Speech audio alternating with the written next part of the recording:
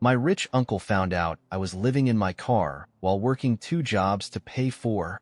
I never thought my life would turn into something out of a bad soap opera. But here I am, living proof that money doesn't always mean security, that family doesn't always mean loyalty, and that sometimes the people who are supposed to love you the most are the ones who throw you away the fastest. It all started when I was 14. My dad got sick, real sick, the kind of sick where doctors stop sugarcoating things, where people start talking in hushed voices like you're too young to understand what's happening. He had always been the strong one, the one who held everything together. But watching him fade away was like watching my entire world fall apart in slow motion. I still remember the last thing he ever said to me before they wheeled him into the hospital for the last time. No matter what happens, don't let them turn you into something you're not. At the time, I didn't understand what he meant, but I would soon enough. A month after my dad's funeral, my mom started dressing differently. Gone were the sweatpants and tear-streaked cheeks. She traded them for designer dresses, high heels, and a smile that never quite reached her eyes. Then came the new man, some rich, polished guy named Philip. He waltzed into our lives like he was doing us a favor, showering my mom with gifts, expensive dinners, weekend getaways. She soaked it up, let herself believe in a new fairy tale, and within a year, she was walking down the aisle again. Except in this version of the story, I was no longer part of the picture. Philip had a mansion, the kind you only see in magazines, complete with marble floors, an infinity pool, and the kind of silence that swallows you whole. I thought we were moving in together. I thought this was supposed to be a fresh start, but my mom had other plans. One day, she sat me down with a smile that made my stomach turn. "Sweetheart, I think it's best if you stay with Aunt Denise for a while." For a while. Like I was some piece of luggage she could just store away until it was convenient to pick me back up again. Like I wasn't part of her new life. So I packed up my things and got shipped off to Chicago, to my dad's sister, a woman I had only ever seen during holidays.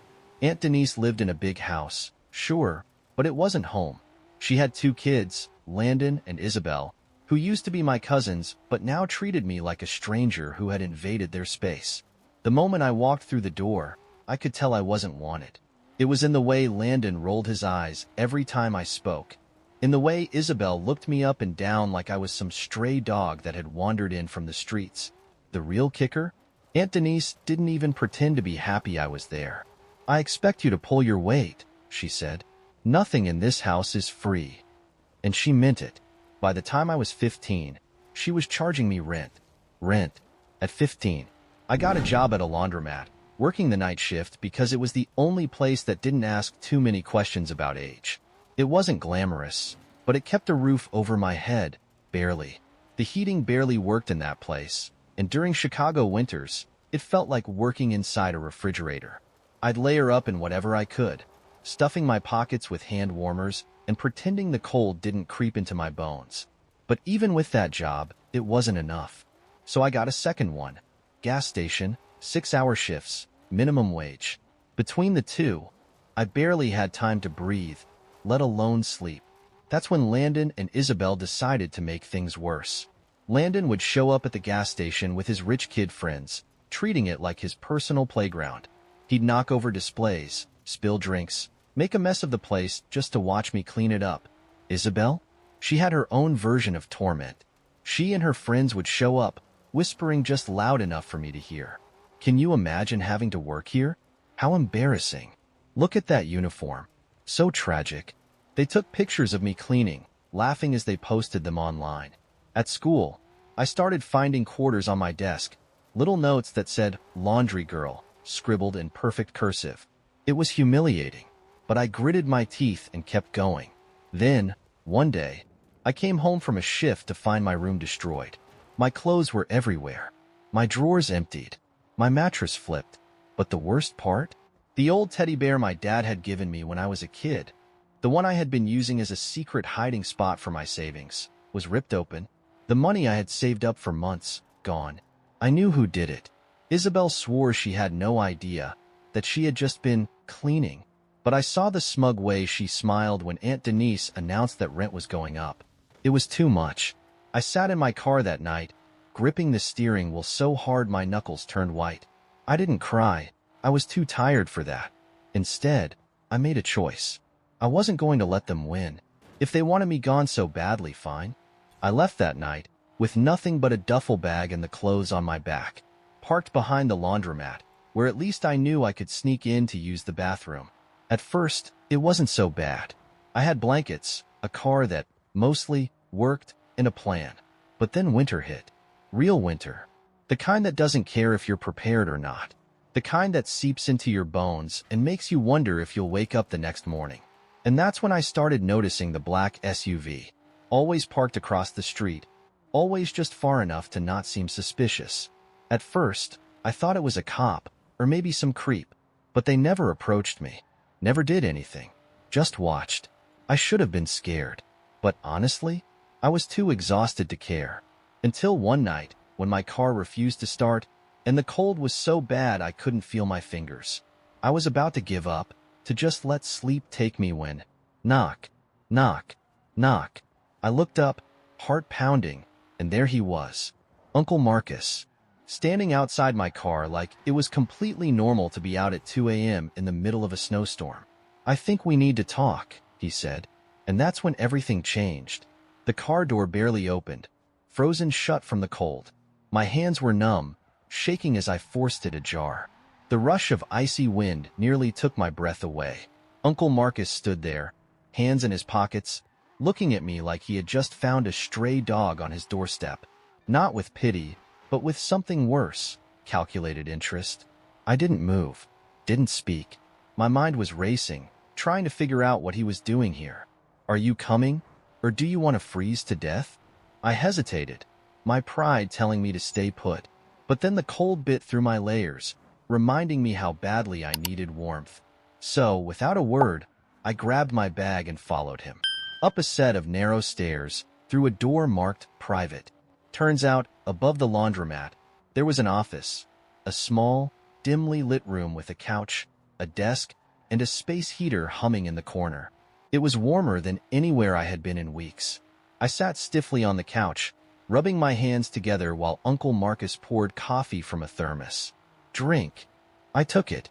It was hot, strong, almost bitter, but I didn't care. The warmth spread through my body like a drug.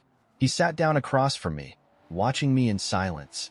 Then, finally, he spoke. "How long?" I knew what he was asking. How long had I been sleeping in my car? How long had I been struggling? A while. His expression didn't change. He just nodded like that confirmed something for him. "I knew you were working. Knew Denise was charging you rent. Knew Landon and Isabel were making your life hell. But this?" He gestured toward the window, toward the frozen streets below. "This, I didn't expect. That made two of us." I didn't ask him how he knew about any of it. I just stared at the floor, waiting for whatever lecture was coming next. But it didn't come. Instead, he reached into his desk and pulled out a key. "Upstairs. There's a studio apartment. It's yours." I froze. A place? An actual place? Not a car. Not a back alley behind the laundromat. A real roof over my head? It had to be a trick. A test. Something. Why? I finally asked. Uncle Marcus leaned back, watching me like I was some kind of puzzle he was figuring out. "Because you remind me of your dad." That made my stomach twist. He sighed, running a hand over his face like he was debating how much to say. "You think your dad just landed in a comfortable life?" "No. We were dirt poor. Worse than poor. We lived in a car too. Until we found this place." He looked around, his fingers tapping against the desk. Old man Frank owned it back then. He let us crash in the back room, gave us work fixing machines, cleaning up. Your dad went to school, I worked construction, and we built something. The first real chance we ever had. I stared at him, unsure if I was supposed to believe this. "Your dad made me promise two things before he died," he continued. "One, to look out for you. Two, to make sure you learned how to look out for yourself." He took a slow sip of his coffee, then smirked. "Gotta say, you're doing a hell of a job at the second part." I didn't realize I was holding my breath. It didn't feel real. It couldn't be real. After everything I had been through, was this actually happening? I should have said yes immediately. I should have grabbed that key and never looked back. But the scars of the past don't fade that easily. I don't need charity, I muttered. Uncle Marcus let out a dry chuckle. Good. Because this isn't charity. He placed the key on the desk and slid it toward me. It's an investment. Investment in what? You. Silence stretched between us. I could feel the weight of his words pressing into me, daring me to take the offer. I swallowed, my hands clenching into fists. What's the catch? He grinned, as if he had been waiting for me to ask. You keep your job at the laundromat. You keep your grades up. And you learn. Business, property management, whatever I throw your way. You don't get to just exist, kid. You work for it. I almost laughed. Work? That was all? I had been working my entire life just to survive. This was nothing. I reached out, fingers curling around the cold metal of the key. Deal. The apartment wasn't much, just one room with a tiny kitchen and a bathroom. But to me, it was everything. That night, for the first time in months, I slept in a real bed. Warm, safe. I didn't have to worry about waking up to frost on my blankets or the sound of someone banging on my car window. For the first time, I allowed myself to hope. But that hope didn't last long, because the next morning, I woke up to my phone vibrating nonstop. And when I saw the name flashing on the screen, my stomach dropped. Aunt Denise. Something was wrong. Really wrong. I stared at the screen, my stomach twisting. Aunt Denise. For months, she had barely spoken to me except to demand rent or issue thinly veiled insults. Now, she was calling me over and over like it was some kind of emergency. I let it ring and ring, until finally, I answered. What? Her voice came through the line, shrill and panicked. Where are you? What have you done? I sat up, rubbing the sleep from my eyes. What are you talking about? You've been sneaking around behind my back, haven't you? With Marcus, trying to turn him against me. I blinked. What? Then it clicked. Landon must have seen me leaving the laundromat apartment. Of course, he told her. And now, she thought, what? That I had somehow wormed my way into Uncle Marcus's good graces to screw her over? I almost laughed. Relax, I said dryly.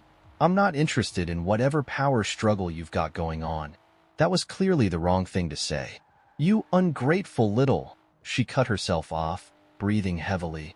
After everything I've done for you, you sneak around behind my back and try to manipulate my husband? That was it. That was when I knew. She wasn't mad because she cared. She was mad because she felt like she was losing control.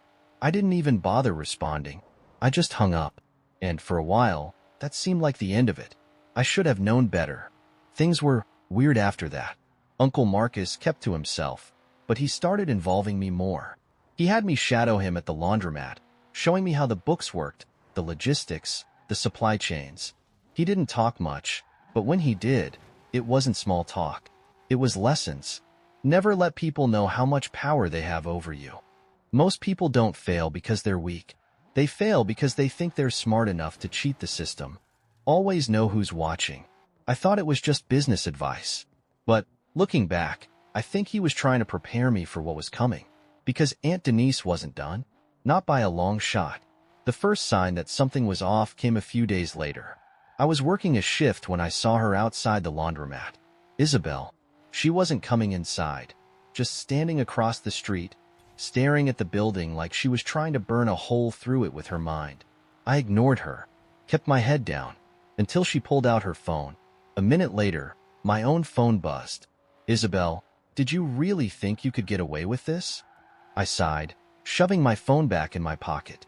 I wasn't in the mood for whatever rich kid mind game she was trying to play. But then my phone buzzed again. And this time, it wasn't a text. It was a notification. I opened it, and my stomach dropped. There was a video of me. A shaky, zoomed-in clip of me leaving the laundromat apartment early that morning. The caption? Gold digging at its finest. Manipulate a man, and you'll never have to pay rent again, winking face, hashtag some girls. I felt my blood turn to ice. Isabel had posted it to her social media, and, judging by the number of comments and likes, people were already eating it up. They actually thought I was sleeping with Uncle Marcus to get ahead. I was so furious I couldn't even think straight. But before I could do anything, before I could even process the sheer rage burning in my chest, the laundromat door slammed open, and in walked Aunt Denise. She was dressed like she was heading to a business meeting, heels clicking against the floor, sunglasses perched on her head. But her eyes? Pure fire. The entire laundromat went silent. Even the customers sensed the tension. "You," I sighed, wiping my hands on my apron. "What do you want, Denise?" She scoffed, crossing her arms. "Don't play dumb. We both know what you've been doing." I didn't have time for this. I turned back to the counter, stacking the receipts. "Whatever drama you're here to start, I don't care. You can go." Wrong answer. Before I could react, she grabbed my arm and yanked me toward her. "You little snake," she hissed. "You think you can steal from me? From my family?" I yanked my arm free, shoving her back. "Let go." The laundromat erupted in whispers. People were watching. Phones were out. Denise must have realized that, because she stepped back, smoothing out her blouse. But her eyes never left me. "This isn't over," she said, her voice dripping with venom. "You think you've won? You have no idea what you've started." Then she turned and walked out. And just like that, I knew. She wasn't here to fight. She was here to warn me. And whatever she was planning next, it was going to be bad. I should have known Aunt Denise wasn't the kind of person to just walk away. People like her don't lose. They don't accept defeat. They don't let things go. So when she left the laundromat that day, I should have been prepared.